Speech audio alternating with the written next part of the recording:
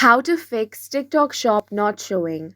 Hi guys, welcome to our channel. Let's begin. If TikTok Shop is not showing, you first of all want to update your application to the latest version. For that, launch Open Play Store or App Store.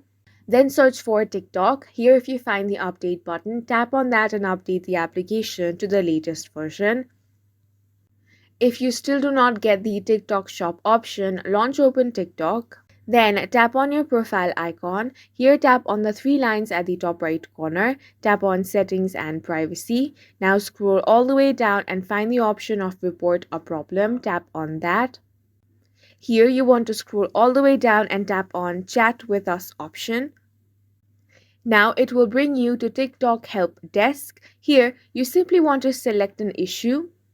Now tap on this box and go ahead, type in your message.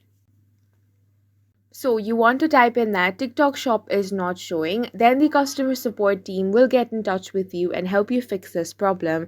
And that's it for this video. If you found it helpful, please make sure to hit the like button and subscribe for more videos like this.